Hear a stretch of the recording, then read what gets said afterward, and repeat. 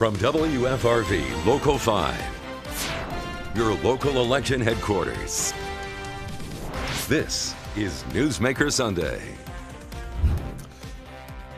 Good morning, and thank you for joining us for Newsmaker Sunday. I'm Tom Zalaski. The country will be selecting the next president in the next month, and we also are going to elect in Wisconsin a U.S. Senator. Incumbent U.S. Senator Tammy Baldwin seeking another term as she takes on Republican challenger Eric Hovde.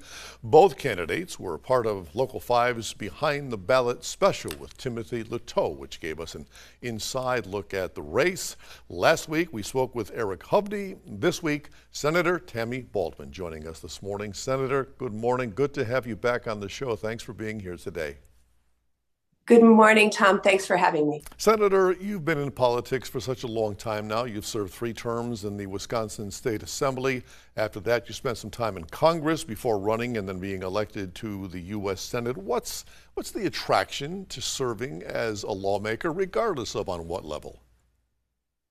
I can't tell you how much of an honor it is to fight for working Wisconsinites, whether that's farmers or people who work in manufacturing in our factories, or the people who are building our infrastructure. You know, I believe that Wisconsinites deserve somebody in the United States Senate who's fighting for them. There's a lot of special interests that have a lot of power in the United States Congress, but I think the working people of our state deserve somebody who's squarely focused on fighting for them, for their jobs, access to affordable, high-quality health care, and we have work left to do, and I look forward to doing that. One of the pressing issues I'm sure we'll talk about is the need to restore the rights and freedoms that were lost when the Dobbs decision came down. I'm the one who's going to fight to restore those rights and freedoms so they don't depend on what state you live in or what zip code. And yes, we will get to that issue, I promise you.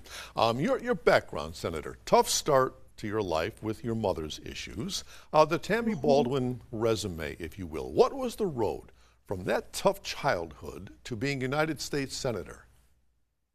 Yeah, well, as you know, my mother struggled with addiction to prescription painkillers because of her chronic back pain. She also struggled with mental illness. She also chose, when I was only 2 months old, to move back with her parents. And I had my grandparents to raise me. And I am so fortunate to have had their love and stability throughout my life. When I was 9 years old, I had a serious childhood illness of my own that landed me in the hospital for 3 months. My grandparents had health insurance, but they found out in my time of need that their health insurance didn't cover grandchildren. I was not their legal dependent. And so they did what any responsible guardians would do. They looked high and low for health insurance to cover me. But back then, there was no legal obligation on the part of health insurance companies to provide coverage to people with pre-existing conditions or existing conditions like cancer or diabetes or asthma. So millions of Americans went without health insurance. So between watching my mother's struggles and watching my grandparents worry about me, I resolved at a very young age that I wanted to do something to help fix our broken healthcare system. And I ended up running for office, ran for state level office. And when I was in the House of Representatives, I got to sit on the committee that wrote the Affordable Care Act. And in fact, we told those health insurance companies, you can no longer discriminate against people with pre-existing conditions. And it was my amendment, Tom, that allowed young people to stay on their parents' health insurance till they turn 26. Mm-hmm. My opponent would take away the Affordable Care Act. He said he supports total repeal, and he called my provision helping out young adults stupid. I'm going to fight to improve upon the Affordable Care Act. I want to go back to that freedom of choice issue that you brought up earlier. That's another big issue for you, abortion. Why is that such a top of mind issue for you? You know, this issue comes down to who decides. And my opponent thinks that politicians should make the choice. I think women should decide. And so I am the lead author of a bill called the Women's Health Protection Act, which would make Roe v. Wade the law of the land. But anyone who opposes that is okay with the idea that your rights and freedoms should vary from state to state or zip code to zip code. You know, in Wisconsin, we have an 1849 era criminal abortion ban. And it has led to the circumstance that only, 69 out of our 72 counties have no access. Just 3 do. And we've heard the harrowing stories of women bleeding out, facing the risk of sepsis before they could get care. In other states, we have bans at 6 weeks. We have states with no exceptions for rape and incest. We have states that have criminalized traveling out of state to get care that one needs. This should not be allowed to stand. I will fight to restore the rights and freedoms of Roe v. Wade, and my opponent owns the chaos that has ensued after he celebrated the Dobbs decision. And we continue our conversation with Senator Tammy Baldwin when we come back, so please stay with us. Back now with Senator Tammy Baldwin, seeking another term as U.S. Senator for Wisconsin. Getting back just briefly to the abortion question, under a Harris presidency, how would a Harris presidency further the pro-choice cause? Because we're still going to have the same U.S. Supreme Court. So we have to pass my Women's Health Protection Act. And the vice president gave an interview on Wisconsin Public Radio on one of her recent visits to Wisconsin, where she acknowledged that we have to look at filibuster reform in order to restore these rights. It took the extreme opponents of Roe v. Wade 49 years till they got to the point where they had a president who would appoint 3 justices to the Supreme Court who were rubber stamps for this action to overturn Roe v. Wade. And we cannot allow the chaos that is right now happening across this country, where women and doctors are facing prosecution. Women are dying right now because of the current status quo.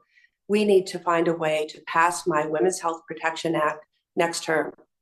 Senator, the White House, Biden administration, is getting pummeled right now over inflation. What say you to that? How do we get it under control? So we know that a lot of the cause of prices going up was supply chain breakdowns and the basic economic laws of supply and demand during the pandemic. But the fact now that supply chains have been fixed and cost of production for grocery and household items has gone down, but the corporations who make these products have not lowered the price. There's price gouging going on right now. While we saw inflation go up 14% over a period of years, at the same time, corporate profits went up 5%. I think consumers need a cop on the beat fighting for them, holding price gougers accountable. And I support legislation that would do just that. But in other areas, we've been successful in bringing down costs. I have fought the big pharmaceutical companies, and we've made recent headway lowering the price of asthma inhalers, of insulin to no more than $35 per month out of pocket for seniors. We have made headway on getting Medicare to negotiate with the big pharmaceutical companies to lower the price of prescription drugs, something that every other country does, and that's why every other country pays far less than we do. But we need to do more. We need to lower the cost of childcare and housing, and that's what we're working on. It seems like the Republicans want this as a political issue, but have not proffered any solutions. Senator, the current administration also taking a beating from Republicans on the immigration issue, the southern border. What say you to that? How do we stop the flow of illegal immigrants? So at the beginning of this year, we had a bipartisan negotiation in the Senate. Our product, drafted by one of the most conservative senators, Jim Langford from Oklahoma, would have added 1,500 new Border Patrol agents to the southern border. By the way, the Border Patrol endorsed this bill. And it would have also surged technology capable of screening every vehicle that comes through our port of entry so that we can interdict illegal fentanyl that is wreaking havoc across our state and across this country. It had bipartisan support until Republicans like my opponent, Eric Hovde, decided that they would prefer to have this as an issue politically than have a solution. Had we passed that in the early spring as planned, we would have 1,500 more Border Patrol agents on the southern border. We would be screening every vehicle coming in, and we would be making headway. But again, you can see from their television ads that they wanted this for a political win and not real solutions to this problem. Senator Tammy Baldwin, our guest, and we have much more to come with her after this, so stay right there. Welcome back to Newsmaker Sunday. Our guest this morning, U.S. Senator Tammy Baldwin, as we approach Election Day. Senator, on your website and throughout your campaign, a few key issues I want to touch on. Number one you've been harping on quite a bit is the Made in America, Made in Wisconsin. What does that mean to you? Well, Buy America rules are the simple idea that when we're paying taxpayer dollars, when we're spending taxpayer dollars, we ought to be supporting U.S. workers and U.S. small businesses rather than sending those tax dollars overseas. And I have fought for adding Buy America rules to many pieces of major legislation. And I was successful in getting permanent Buy America rules attached to the bipartisan infrastructure law, which means we're rebuilding our infrastructure with American steel and American concrete rather than sourcing that overseas. We are seeing work come back to Wisconsin. We celebrated in southeastern Wisconsin 200 new jobs in Kenosha County because we are now making some of the components for our broadband build-up right here rather than sourcing them overseas. Buy America rules keep businesses like our foundries in Wisconsin, keep them going. Those jobs without Buy America policies would be going overseas. This is a course correction after years of poor industrial and trade policy, and it is working. And I am so proud to be fighting for those great paying jobs here in the state. Think, we make things. Wisconsin makes things. We're known for that. And I'm so proud that our Buy America rules are not only attached to the infrastructure bill, but the CHIPS and Science Act and the Inflation Reduction Act. We are going to be the leaders in the clean and renewable energy build out rather than the followers. Another of your top issues, lowering prescription drug prices. We have made inroads on prescription drug prices when it comes to insulin and for putting caps on what seniors have to pay. How much further would you like to see this go? Well, I believe that we're very close to being able to pass a cap on insulin for all people, not just seniors on Medicare. And the stories I hear are harrowing. People can't ration these things, but they do because that's their only choice. Asthma inhalers. This year, I was able to pressure 3 out of the 4 major manufacturers of asthma inhalers to lower their out-of-pocket costs to no more than $35 per month out of pocket. I recently met with the parents of a young son who died of an asthma attack because he couldn't afford the $563 that the pharmacist said he had to pay to fill his prescription. That should never be in America. And I am proud to keep that fight up. We have to hasten it. We have to speed it up. Medicare is now negotiating with the pharmaceutical companies to lower the price of drugs, but they're doing it 10 at a time, 15 at a time. We've got to make sure that we can speed up that process because it not only saves patients money, it saves Medicare money and increases the solvency of that program and decreases our deficit. We spoke earlier about fentanyl and about opioids. Where's this stuff coming from and how do we stop it from coming in? Yeah, well, before I answer that, I just want to say that this epidemic has been horrendous, but it's also changed over time. When I was first elected to the Senate, the biggest challenge was with prescription drugs like OxyContin and oxycodone and overprescription and people getting hooked. When we took action to help the VA system change, the medical system change, then we saw a pivot to heroin coming through our southern border. And after that, we saw the introduction of fentanyl, so many more times powerful than heroin, where one pill can kill. And we've seen that happen across the state. I believe we have to have an all hands on deck approach to this. So you asked where it was coming from. The precursor chemicals that make fentanyl are being produced by criminal companies in China. They then send those chemicals to Mexico, where they mix and press the pills, and those cartels, those drug cartels, traffic them over the border. As I said, the fentanyl bill, which I supported, creates sanctions against Chinese companies that do this. And we have to take greater action with the Mexican government to crack down on these drug cartels. But we could have had a border bill that was scanning and screening every single vehicle coming through our ports of entry. 90% of illicit fentanyl comes through our ports of entry. And so I believe we have to pass that border bill, and that is part and parcel of cracking down on fentanyl. And then lastly, we have to have services available for those who have substance use disorder, who have addiction, and who want help. And right now, we do not have the resources sufficient. I'm working on that in my role on the Appropriations Committee to make sure that we're funding behavioral health research, helping to promote a robust workforce, and helping to conquer this problem with that all hands on deck approach. And we shall wrap up with Senator Tammy Baldwin when we come back, so stay right there. And we are back now with Senator Tammy Baldwin ahead of the November election. Senator Vice President Harris at the top of the Democratic Party ticket.